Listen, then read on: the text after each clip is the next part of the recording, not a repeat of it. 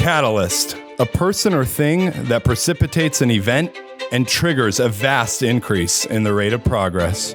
Over the last 10 years, Spokane, Washington, and the Inland Empire have experienced a rate of growth that has never occurred in the past. As a native growing up in a family of developers, I have always been intrigued by our city and the people who are responsible for our growth.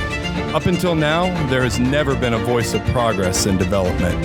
Catalyst.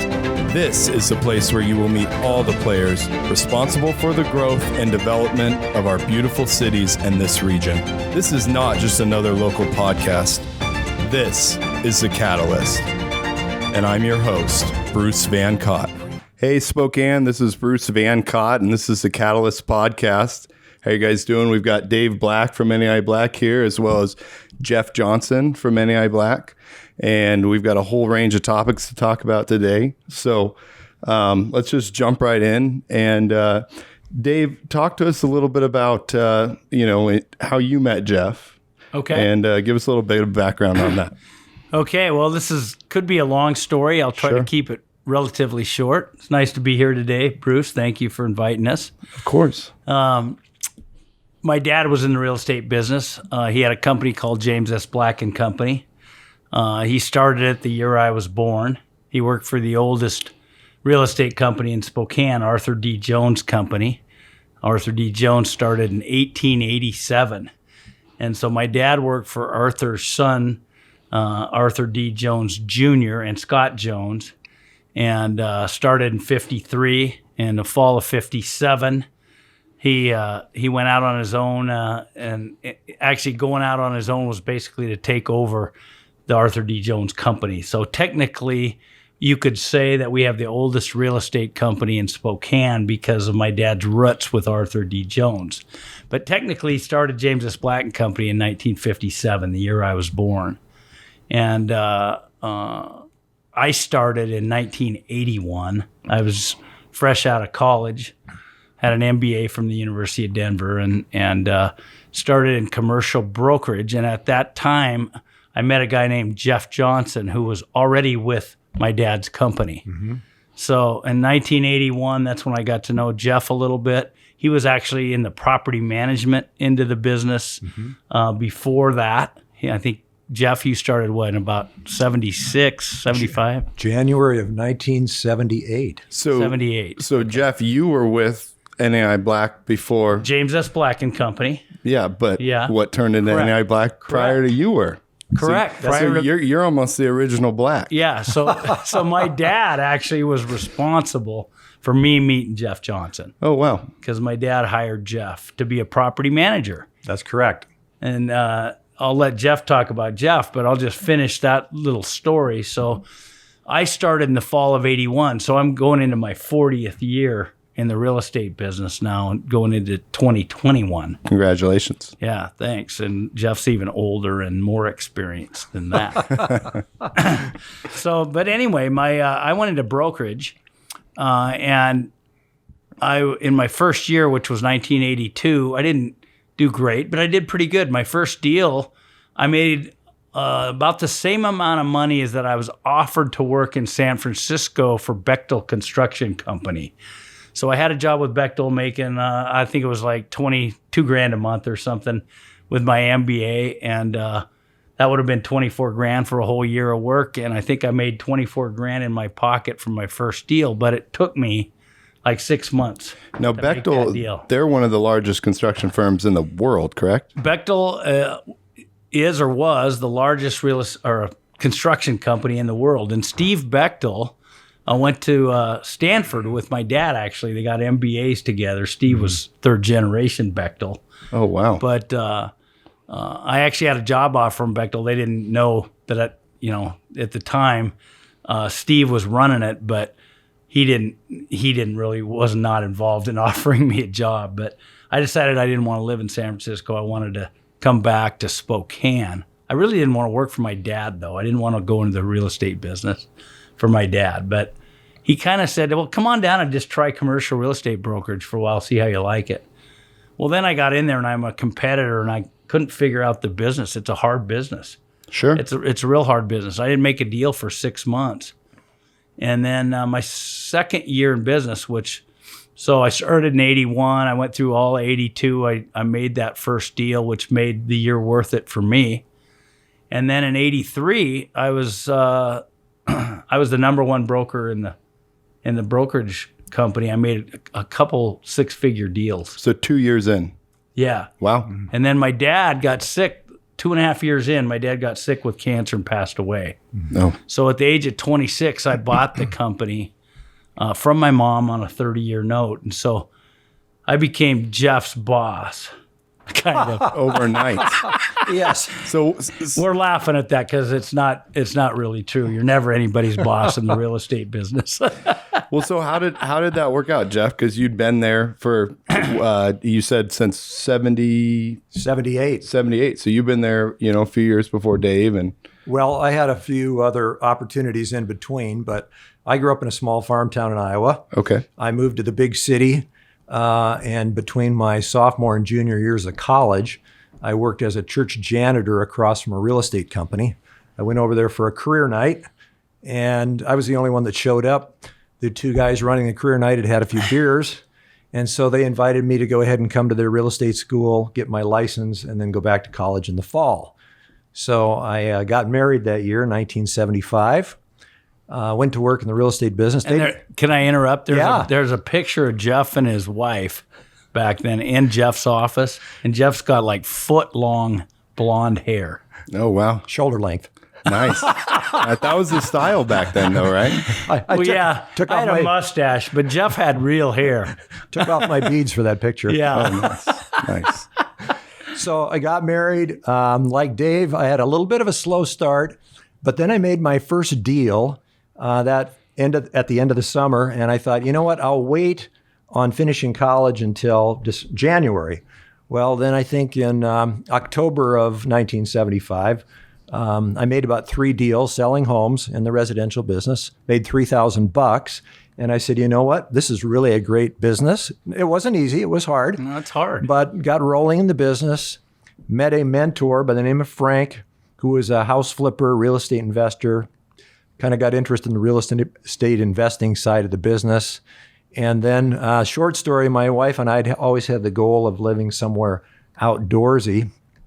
So we sold the second home that we flipped in Iowa, and we moved to Spokane in the fall of 1977. I looked for a job. We knew one family here, and I went to work for Dave's dad, Jim Black, as a property manager in 1978. And that got me going. It got me into the community. I met people. I got to learn the market. But my dream was to get back into brokerage. So in 1980, then I went back into the brokerage side of the business, where I connected with Dave shortly thereafter. Right. And so we were brokers together when I started. Okay. So how did the partnership form? Well, so that was the early life of Jeff Johnson. And then Right. Jeff, after I became the president and owner of the company, Jeff decided to go out on his own. And that was about 86? Probably. About Yeah. 86, yeah. About 86. And so we lost Jeff, and I was devastated because, here one of my great cohorts in crime, so to speak, went out on his own and started Jeff K. Johnson Company. Mm-hmm.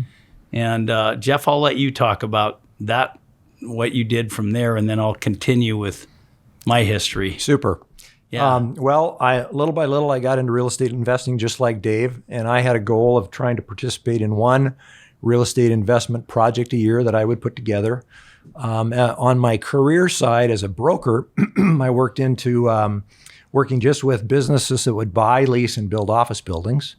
So started developing office buildings, maybe 1 or 2 a year. And if the company I was working with needed a partner, then I would partner with them. So I earned a living as an office broker and put together my real estate investment projects with another builder mentor by the name of Ron McCloskey on the side. Oh, and, McCloskey. I went to school with their Jeff. sons. Yeah. Right. Mike. Oh, Mike, Yeah. sure. Okay, Jeff's sons. So I worked with Ron for many years on the development side. And then 15 years ago, Dave had a need for a new sales manager Well, you had an interim step. You went with a competitor for a while as a partner. Well, I did. Kimley and Haygood Company. Right. That's right. Yep. Yeah. And so Jeff was a partner there. I was. And so, I thought Jeff was going to be at Kimley and Haygood for the rest of his career. Great company. Yeah, great company. Sure. I think Jeff realized, like a lot of us do, that it's better to be in the real estate business with other great people. It's hard to Absolutely. be on your own. I mean, Jeff did well on his own. I'm just observing. Sure. But, you like to think you're on 100% split when you're on your own, but you're really on a 0% split because all your money goes to overhead and you hopefully have something left over at the end of the year. Right. So I think one of the advantages of being with a company as an agent, we now call them brokers, but as an agent is you have the overhead paid for you and you're on a decent split and that money goes in your pocket instead of to overhead. Right. So anyway, I think Jeff realized it was great to be around people, and he went with Kimley and Haygood Company and as a partner. Well, I think I was in need of a sales manager and a president of the company. At the time, Jeff came back to our company. That's when I promised him a partnership, and he bought the interest of a guy named Mark Pinch, who was our sales manager early on. When I joined in 81, Mark was our sales manager. Is Mark still a broker? Mark with is you still guys? a broker. I see his signs up. Yeah, so. he was a broker, and I think he started in 1974 when I was like a sophomore in high school. So Wow. he's been with our company the longest Yes. of anyone. He is our most senior broker. He is. So he was my sales manager in 81. I didn't really learn from my dad. I learned from Mark. I learned on the street. You know how it is. You learn from other people. Absolutely. And but anyway, I ran at this after I took over the company. We had this large residential company. We had, this was 1984. Interest rates were high. Everybody was leaving the business. It was a very, very difficult time in Spokane in general. I think prime was 16 or 18% in 1984. I mean, Wow. Interest rates were unbelievable. Ronald Reagan was president. He was trying to rein in inflation Yeah. by raising interest rates. And of course, it's all related, but he did do that, and we haven't had inflation since that time, frankly. Stagflation for that matter, right? So anyway, so I was running this big residential company. We had over 100 agents. We had 3 or 4 offices. My dad had shut down a bunch of offices between 1980 and 84. At one time in the 70s, he had like 14 offices in residential. I mean, a big company, a couple hundred people. It was the largest residential company by far in the area. And Dave, as you might recall, your dad had bought up these little houses on key corners around town, and they were painted yellow and black. You couldn't miss them. Oh, Right. It was a great marketing and branding So situation. Kimley and Haygood recently picked up our colors of yellow and black back I've in the day. noticed that, yeah. Yeah, but we used to be the yellow and black guys. And we had these yellow offices, and my dad would buy these corners with a lot of them were just like converted houses to offices, like in Monroe and Francis, and there's one out in Sprague. They're all over the place. Well, that 14 office, I mean, is there another company now, a brokerage that has No, 7 offices? But back then you'd have like 15 agents in an office. Oh, okay.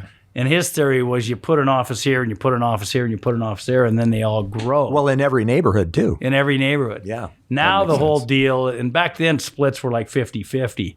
Well, then splits in residential got to the point where agents were making 80-20, 90-10, With caps. 100%.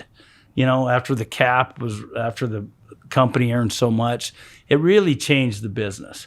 No. So I decided in 1993 that I really didn't enjoy the residential side of the business. I enjoyed the commercial brokerage side of it.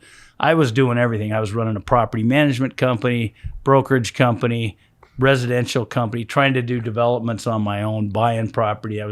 I felt like the guy in the circus spinning plates, and one would wobble and I'd fix it, and the other one would wobble and I'd fix it. And, it was just tough. So I approached Bob Tomlinson in 1993, and it took us 2 years, but in 1995 we merged our residential companies, and I bought his commercial brokerage company and his property management, some property management accounts, and we became Tomlinson Black. So from 57 to 84, my dad ran the company. From 84 to 95, I ran it as James S. Black and Company. But then in 95 until 2007, we were Tomlinson Black. And that was a big era. That was a 12-year era. You know, and Tomlinson had the reason it took 2 years to merge is because we had a lot of different partners. Bob Tomlinson had partners like Mike Hume on the north side and Linda Herman on the south side and Brian Walker in the valley. And so I became partners with all these guys in residential. It was a very complicated deal. So Dayton, our audio guy, his grandfather was one of those partners? Yeah, correct? Mike Hume. Yeah. Our producer, rather. I'm sorry. Yeah, your producer. Yeah. So, yeah, he's... God rest his soul. He was a great guy. He just passed away, Mike did. But I met a lot of great people. It was a good run, 12 years. We kind of formed an internal franchise, so to speak, Tomlinson Black. We took a percentage off the top like a national franchise would, and we formed a different company that did marketing for our group of companies. And we literally spent tens of thousands of dollars on marketing the name Tomlinson Black. We had a big budget for it because we would take a percentage off the top. And that was really my idea when I merged with Bob, is that, hey, I'd rather take money from the top rather than the bottom line. There wasn't any bottom lines in residential anymore. So it was kind of my way to get out of the residential business. And then Jeff came on board in about 2006. 2005. And we were still Tomlinson Black. And we were struggling with this idea of whether we should go Caldwell Banker Tomlinson Black. Now it's Caldwell Banker Tomlinson. And you guys were in what was the Caldwell Banker We were Tomlinson office Black. over there by North Park? Well, we were Tomlinson Black. Or Tomlinson Black over We were there. Tomlinson Black. And the group of residential owners decided to go Caldwell Banker. Oh. We had to make a decision, Jeff and I. Jeff came from Kimley and Haygood, became the president of our commercial company and a partner with me and our sales manager. So Jeff and I sat down and we said, all right, what should we do moving forward? Should we be a Caldwell Banker franchisee in commercial, or should we do something different? And so we looked at all our options. Yes, we did. We looked at other national affiliations like Colliers. We talked to Kidder Matthews in Seattle. We talked to CBRE. We talked to Cushman & Wakefield, all the big players in the business. And we also looked at NEI, which is a franchise. Yeah, talk about NEI just a little bit. Why did we go NEI? Yeah. We went NEI because it's a international network of independent entrepreneurial companies like ours in 49 states and 35 countries with, I think, about 6,000 brokers.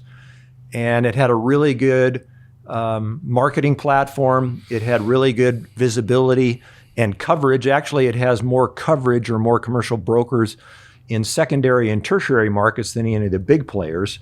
So we've got offices in, Fargo, North Dakota and Orem, Utah. We've got a lot of reach in addition to 35 countries around the world.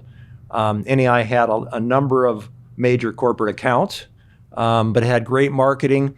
And I think the most attractive thing to Dave and I was that the owners and managers of those companies in 11 Western states were a really strong team in sharing best practices.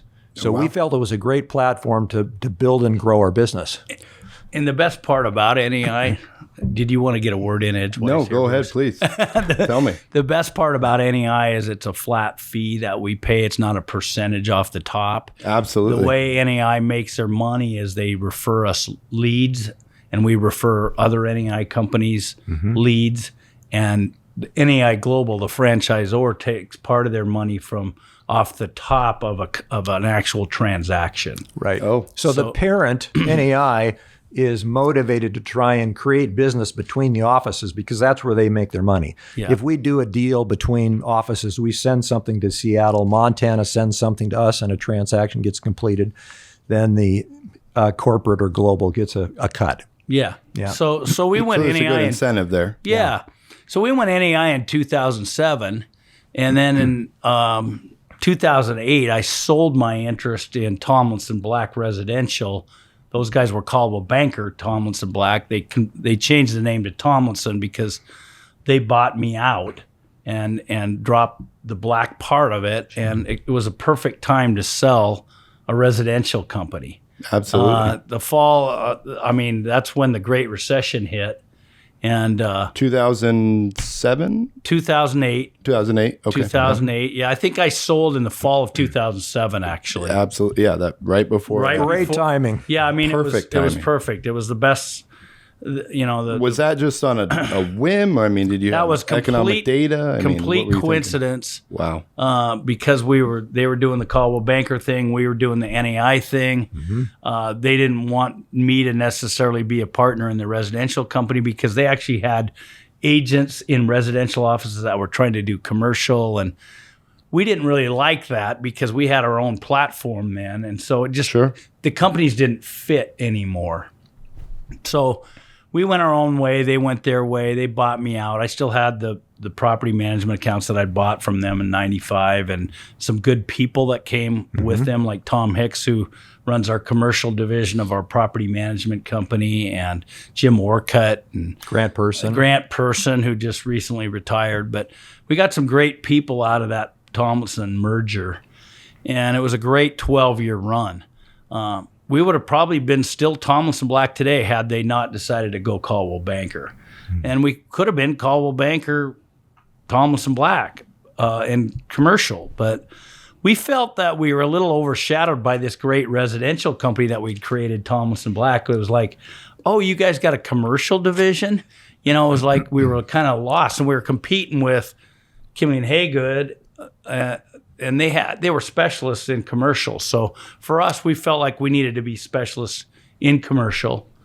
And so when we went NAI, it kind of gave us a leg up on them as well, because we not only became specialists in commercial, but we were nationally and internationally connected. Versus a local company. A local company. So we'd go out to you who own a building and want to lease it up and say, hey, we're gonna get this to every NAI office in the country. Absolutely. Frankly, the world. And so it really gave us a leg up, and it was really the first national commercial name brokerage in Spokane. Right. So when you guys partnered up, you became the sales manager, Jeff. So talk about your role a little bit as sales manager, bringing brokers on, onboarding, training. Well, Bruce, I got to a point in my career where I really enjoy training and seeing young brokers succeed. So Dave and I have, over the last 15 years, created a great team, recruited a great team. We've got a great group of brokers. And the other thing both Dave and I are good at is we're both good rainmakers. So we're out active in the community generating deals. And I have been also active in our industry associations around the United States, and that generates business. So it's been a fun run. You're SIOR, right? That's correct. What does that do for a commercial broker? Well, Dave and I are both SIORs. Oh, yep. And I became an SIOR in 1989. I was before that. That's the year I was born. My dad was the record. only one in Spokane for years. Right. Wow. So he kind of... So it's an old institution. Yeah, we followed his lead. We did. Frankly. Yep. Yeah. He was our example. Yep. SIOR is an incredible organization. It's basically the top office and industrial brokers around the United States and around the world that do business with Fortune 500 and 1,000 companies. And it has generated a lot of business for us over the years. Plus, we go to the conferences and learn best practices. But we're members of, we're both CCIMs. We've got more CCIMs, which is an investment designation, a professional designation. SIOR, we're members of ICSC. We go to which is the International Council of Shopping Centers. Oh. We go to their convention every year, and we're heavily involved in the retail business. We represent a lot of retailers, and we're just doing a wide range of commercial real estate. We might represent a McDonald's on a deal, or a Chick-fil-A or something like that on the one hand. On the other hand, we might lease up a small space for Bruce Van Cott in a small building, Building like this one. Yeah, building like this one. So we do a lot of different things. We get business both through the SIOR network. We get business through the NEI network. We have a lot of reach, Yeah. and a lot of resources. So at the same time, we have another company called Black Realty Management Inc. Okay. And we've recently rebranded that as Black Realty Management Inc. And it's our management company. We have over 100 employees, and we've gotten really Wow. big. And Jeff's a partner in that as well. And but we have a new president, Kim Sample, who runs that, and she's amazing. And we've really built our multifamily property management division through her. And Tom Hicks, who we got when we merged with Tomlinson, he runs our commercial Black Realty Management division. So our management company has gotten huge. And property management is a wonderful source of income, I can assume, for It your is. guys' company. So It is. with that, compared to Kimley Haygood, do you guys fall right behind them, right in front of them?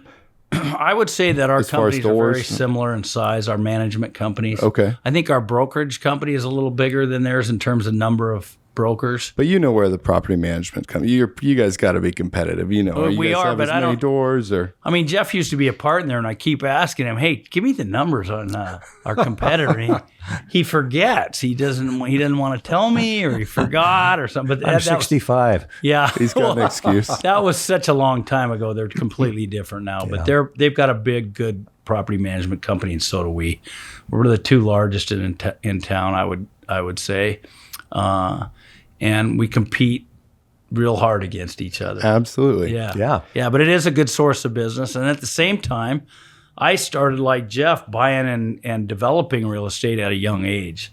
I was more in the retail side of the game because that's where I was a retail broker.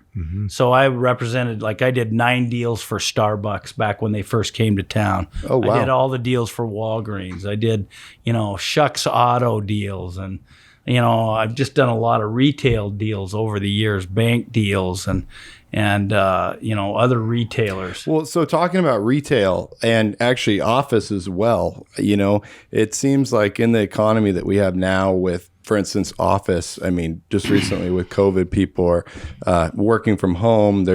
I read some statistic that, I don't know if it was 75% of offices downtown in the core that are leased currently do not have employees working there. And on retail as well. I mean, everybody's going to selling online. A lot of the brokers that I'm working with or talking to or familiar with seem to be focusing more on things like multifamily currently and maybe industrial a little bit more. Talk about how, Jeff, a little bit how it's changed since you got in, started as an office broker.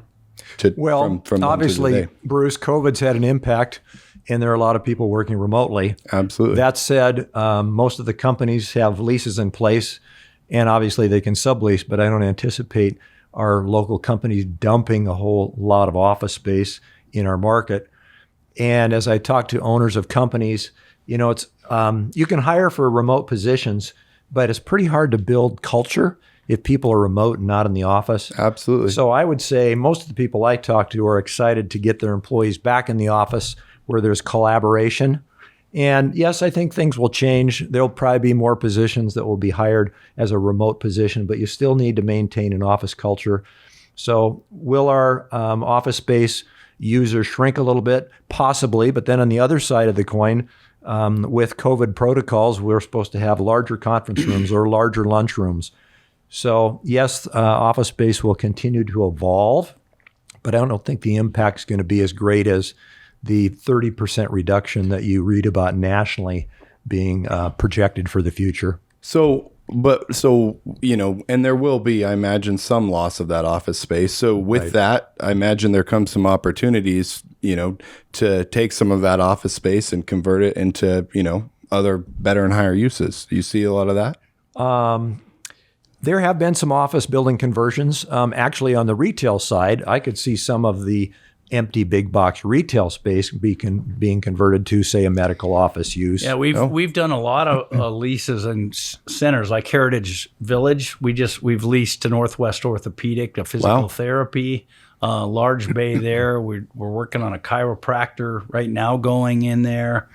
So it's still office there's space a lot for that matter. Well, no, it's retail space. Oh, going from retail to office space. Going from retail Okay. to medical, following Yes. up on what Jeff just said. So Yeah. we're seeing a lot of medical stuff going in shopping centers.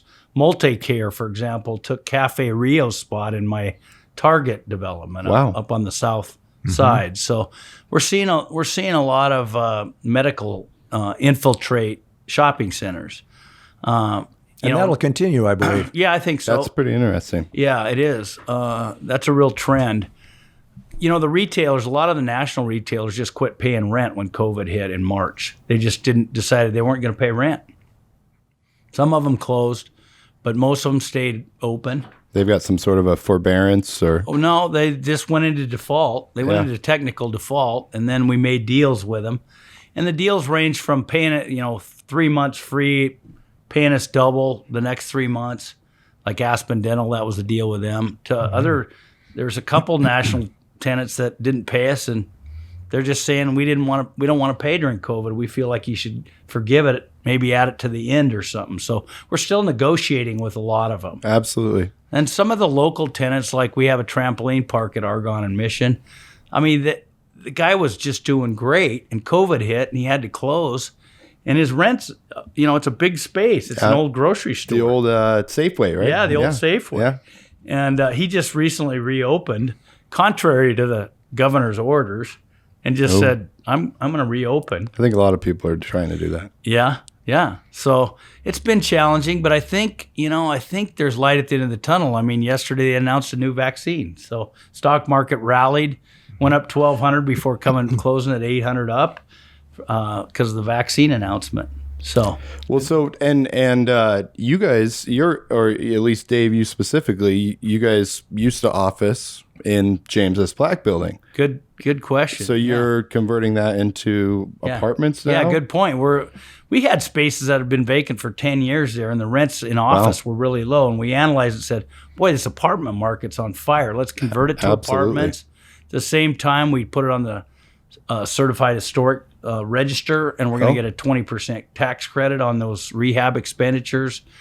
So there's some government incentives to do that conversion and conversions like it. There's real estate tax abatement for 8 and 12 years, depending on what you do. And so there's some real incentives out there to do that kind of thing. So between development and brokerage and property management, we have a three-legged stool.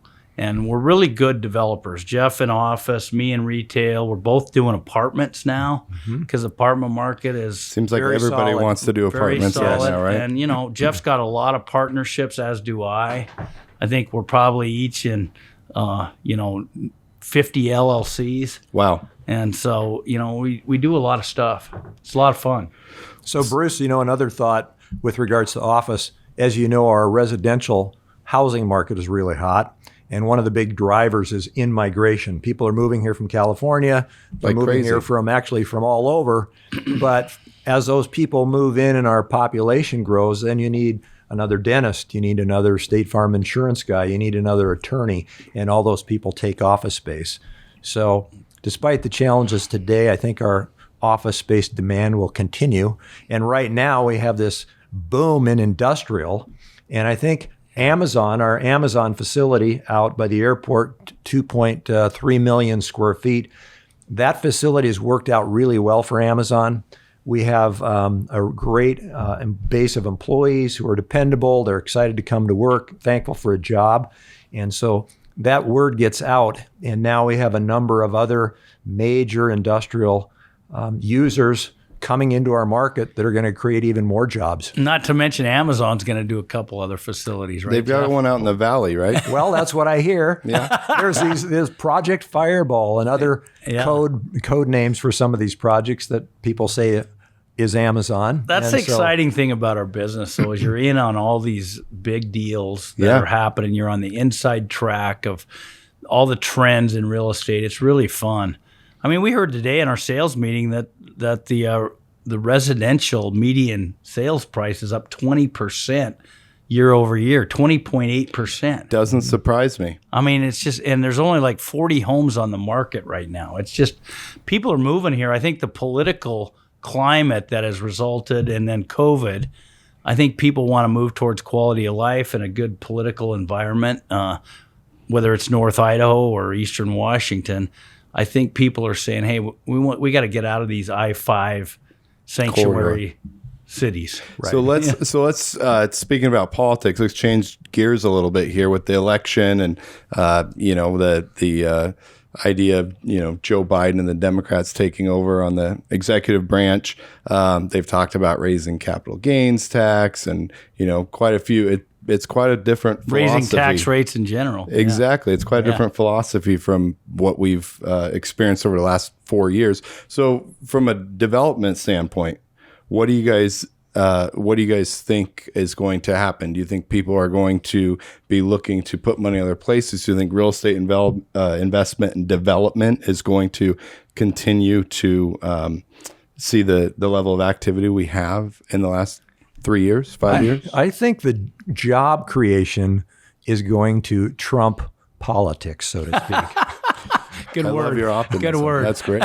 So, along with this in-migration of people, we are also getting the in-migration of companies. And we've always, Dave and I have worked together with GSI or our other economic development groups to recruit companies to Spokane, which we've been successful at over the years. Yeah. Companies like Comcast a few years back with 500 jobs.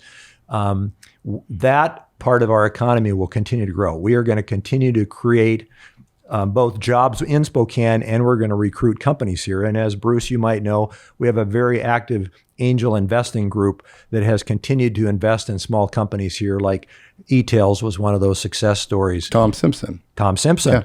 So Tom Simpson continues, and the Spokane Angel Alliance and others, Dave and myself included, continue to invest in small companies in Spokane that are going to create jobs. And we are also, with GSI, going to recruit companies from outside. So that job growth is going to continue to grow our Spokane's community. got a good future despite politics. Yes. So back to your question. If we hold the Senate, we being the Republicans, sorry.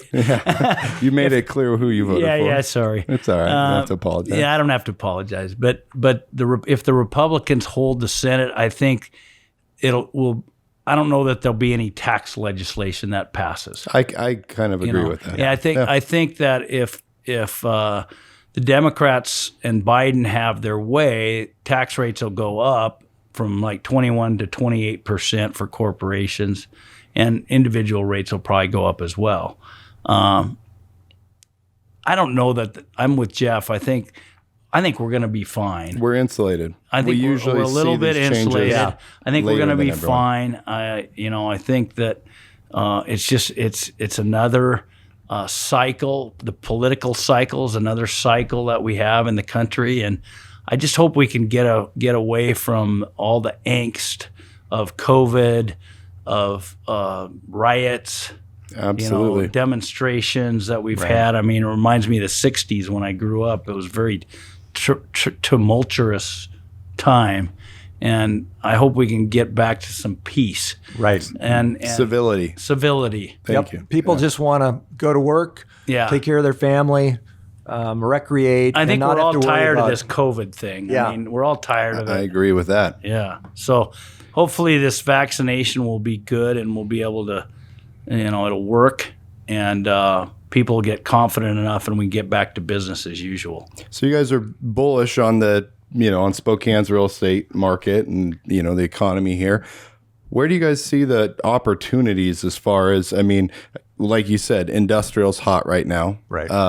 Multifamily is extremely industrial. hot right now. Yeah. They've been, multifamily's been hot for the last 5 years. It has. Hard to find a deal. It's even hotter now. Right. I mean, literally, we're at 100% in a lot of our complexes, and during COVID. During COVID. And you probably and like COVID. We had Bobby Brett on here for the last show, and he mentioned that his tenants, and he assumes most other property owners, that 99% of them are paying their rents during correct. COVID. That's correct. That's wonderful. Yeah, that it gives is. me so much We faith have in our community. We have a housing shortage. Yeah. We have an entry-level single-family home housing shortage. I don't know if we'll be able to catch up. I quite honestly think that the majority of the new entry-level housing in the next 5 to 10 years is probably going to be built across the line in Idaho. More Absolutely. land, less infrastructure costs, Easier to build. easier to build. Spokane will fill part of that, but as far as the entry level, I think it's going to be on the Idaho side. And then as far as apartments, I think the demand is going to stay strong as long as people keep moving here. So, and with, I mentioned it's easier to build, and you agree with me on that. What can we do with this current local city council administration, building department, some of the regulations we have? I talked to a lot of the older developers, my grandfather, some of these different guys, and they seem extremely jaded with the idea of it used to be so much easier to do anything. And I get this all the time from, guys in their 40s to guys in their 80s. Sure. And I also see a lot of these younger guys that they've just got the blinders on and they're not worried about anything. They've got goals. This is what they're doing and they're out there hustling and making it happen no matter what. So I think it's a perspective thing, but is there something we can do to, you guys are bringing companies in with GSI and. Well, if your question is, can we ease regulation? Absolutely. Is that your question? Of course, yeah. Obviously you can always make things smoother, and it depends on the municipality. But we've got a pretty liberal city council right now, and so it's interesting. I think our mayor is on track. I think she's well accepted and doing a great job. Mm-hmm. City of the Valleys, they're struggling with growth, and Post Falls is really growing fast. Absolutely. Of course, that's North Idaho. They don't seem to have as many regulations. Right. I wonder why. That's something to do with the color, But if The we color of the state, red or blue, right? If we put it in perspective and compare Spokane to Seattle or Portland or a larger metropolitan area, Some of the bluer places. yes, where it takes years to get a project approved, we should be very thankful. Of course. That said, I've always had a pretty good success in working with our city staff and administrators, and sometimes issues come up and there can be a little more regulation. But we did a project down in Cheney here a few years ago, and it's really nice in a small town like that because if you've got a problem, you can call the city manager or go have lunch with the mayor and get a little help. It's just, there's just not one municipality we work on anymore. Of course. Right. Like Jeff says, Cheney, there's, Post Falls, there's Coeur d'Alene, there's Spokane Valley, there's Spokane, there's Airway Heights, Millwood, Right. Liberty Lake. There's just lots of little municipalities we work in. They all have different governments, and just got to learn to work through the system. So speaking of the different municipalities, where are you guys excited to develop right now? Where's the place to go? Is it North Idaho? Well, it depends is on it that much better? It depends on the project. I'm kind of Sure. tenant driven, so if I have a tenant that wants to be somewhere, I don't care. I'll make it happen. So you're starting with, for instance, an anchor tenant, national tenant. Yeah. If you're going to build apartments, I think there's lots of good. Most of the areas now are good. It's hard for to- apartments. Everywhere's good. Everywhere's good for Yes. apartments. If you're building industrial, you got to get in an industrial zone. So, but everywhere's good for industrial as well. Harlan Douglas is going to build 100,000 square foot industrial buildings next to Amazon spec, and We've needed that. we'll get them leased for them. Who will the tenants be in an industrial building like that? You said 100,000 square feet? Yeah. Right. Wow. Why don't you bring us one, Bruce? We'll pay a commission. I might have to do that. Yeah, do that. So Bruce, We own some industrial buildings, but it's light industrial, nothing like 100,000 square feet. Smaller industrial. Yeah. we're actually in exciting times in that regard because as GSI or the city or the county have brought in consultants to say, okay, what are the hurdles to growth in Spokane? One of the items that always comes up is a lack of large spec industrial buildings.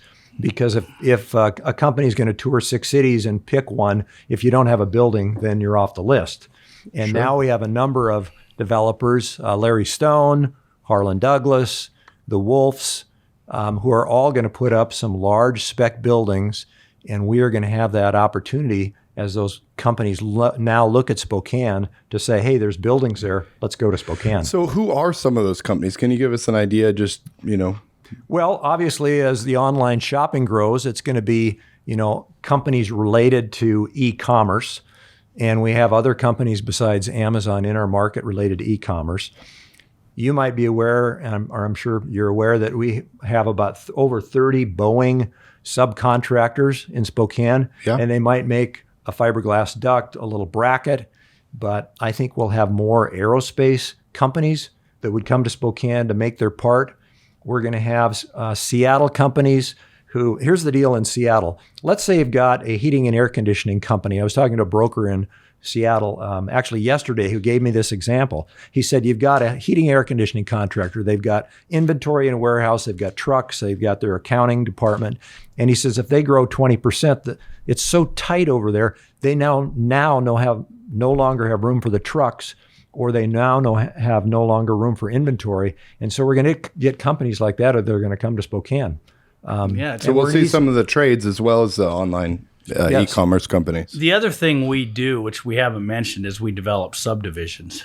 And Brian Walker and I do a lot of that, and that's on fire right now. We need more of that. Yeah, there's a real shortage of lots, and with home prices going up 20% in a year, lot prices are doing the same thing, and builders don't have a place to build. So that's really becoming a great thing for us. How do you sell that stuff? Because you guys don't have a residential division at NAI, right? Well, we sell lots to builders. Oh, There's just a specifically. there's a handful of builders. You just get on the phone.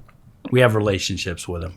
How big is so a builder comes in, they come to buy a lot. You develop a We big don't piece sell of a land. lot anymore. We sell big Lots. chunks, group Absolutely. Packages of lots. packages of lots. What is so if I'm a builder, I come in, I want to buy a package of lots. How many lots, how many houses am I buying it, or lots? how Well, many we houses can I put up? sell 50 lots at a time right now. Okay. Back in the day, you'd sell 1 to 3 lots to a builder. spec houses virtually. Yeah.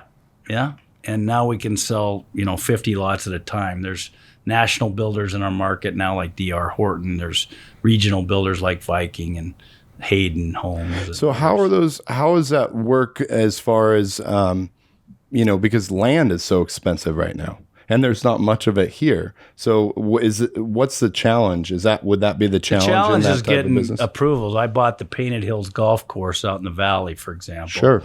And we've been working on approvals for that for 7.5 years. They opened a driving range back up, I heard. Yeah, we did. We Craft and Gather's our restaurant out there, and they do a great job. They took the clubhouse and they leased that from us.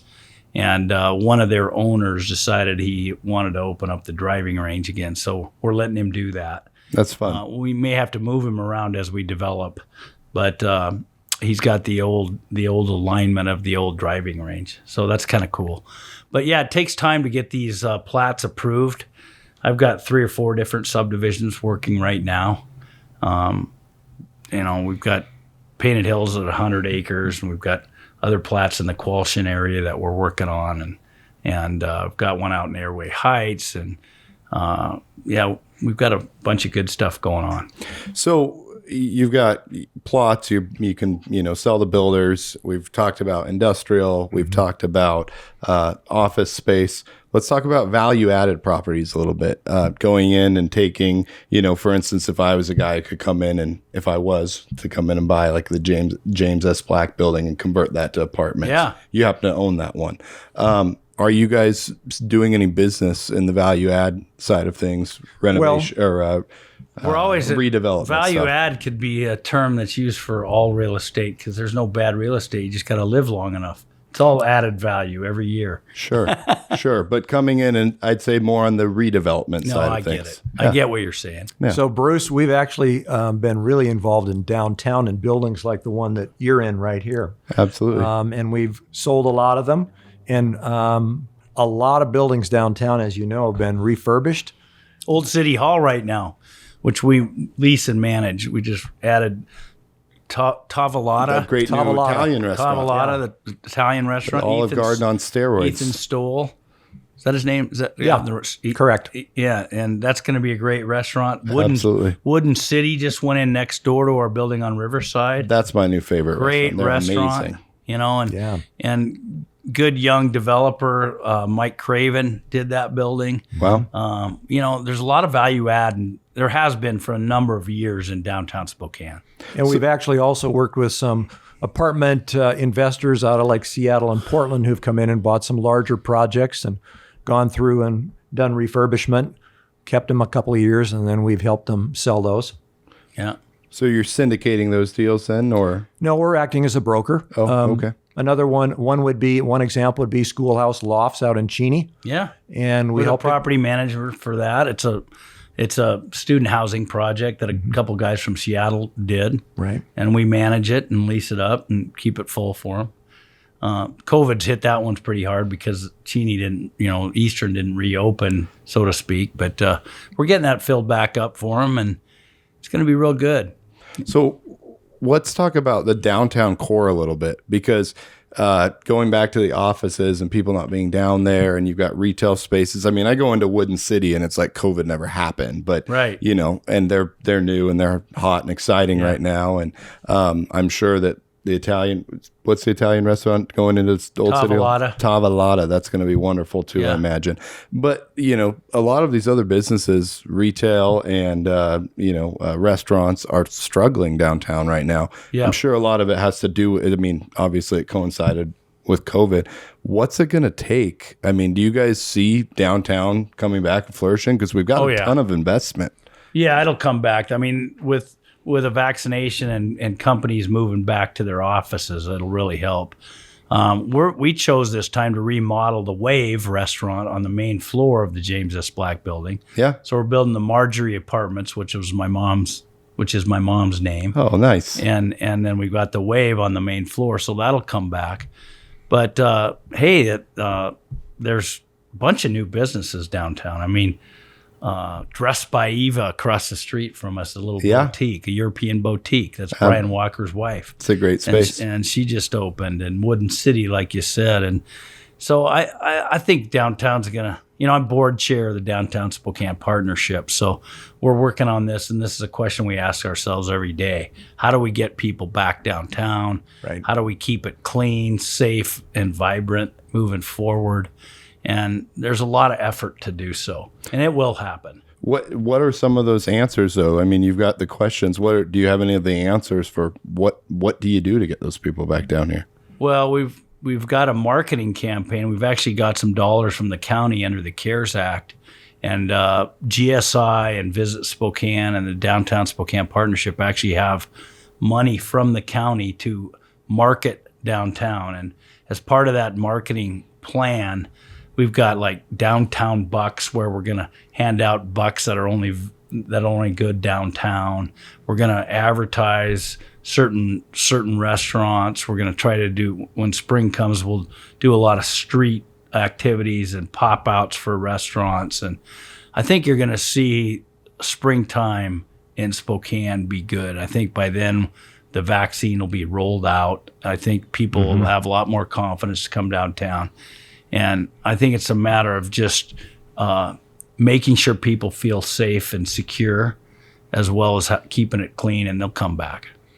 So, and we're running close on time here. Yeah, we better get rolling. But so with get that a ticket from Diamond. Oh, you'll be all right. You can call. We can call Joel up. Actually, we might be able to get a hold of him. Oh, Dan Geiger would be fine. He's Yeah. a good man. He's the head guy in Spokane. Oh, nice. Yeah. Yeah. When I bought this building, I reached out to Joel at Talk About Parking Spots and left a voicemail. So he called me back. He was a nice. wonderful guy. Yeah. Awesome. Yeah. Congratulated me. Wonderful guy. So it's a fun industry. So let's talk a little bit about, real estate's a family industry, right? I mean, your dad started the business. You've worked in it. I think there's a lot of family and real estate companies throughout the country.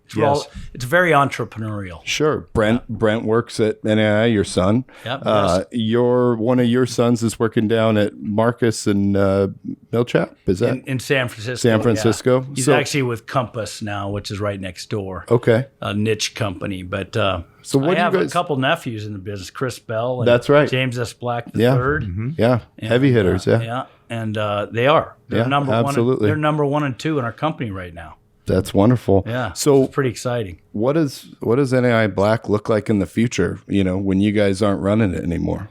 Well, I think his son will be there. My son hopefully will be there. Yeah. I've got another son that's a builder in Spokane, and then 2 nephews, and we've got other guys like John Jeffries, who's just a huge hitter in the office leasing business. Does a wonderful job. Darren Slackman in industrial. And we've got other guys that really have the potential to be owners as well someday. So, Right. We're not afraid to share ownership. So Jeff and I will go gracefully across the hallway and let other guys run it at some point in time. But I don't think either of us have any plans to retire anytime soon. Well, that's The business is too much fun. It's too much fun. good. much fun. That's good. That's People, good. I mean, I've been in meetings since, as has Jeff, since 8 o'clock this morning. We love the business. I mean, I'd rather be here than I would golfing or on a beach in Absolutely. Mexico, because I can go golfing and I can go to a beach in Mexico, which I'm going to do next week. And I can come back to this wonderful game of real estate. I call it the real life Monopoly game we play. Yeah. Sure.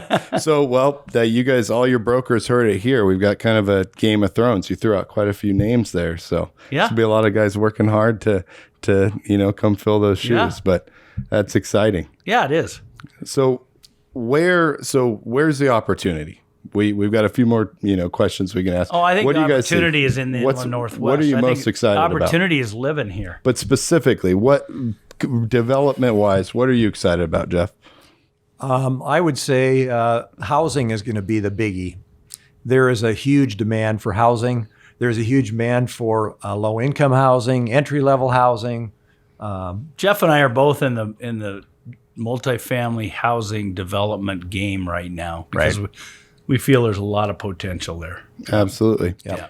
So, and then what do you guys think? And this throws us off topic a little bit. Let's talk just a little bit about the homelessness issue that we're facing here in Spokane, because, there is definitely a lack of housing, definitely a lack of low income housing. Yeah. We've definitely got a drug problem as well. We've got mental health issues. So what do you guys see with that? Have you guys done, or do you do any work with some of these institutions like Catholic Charities or the Salvation Army, Union Gospel Mission? Well, I've sat on the Union Gospel Mission Foundation board, so I'm attuned to what the needs are there.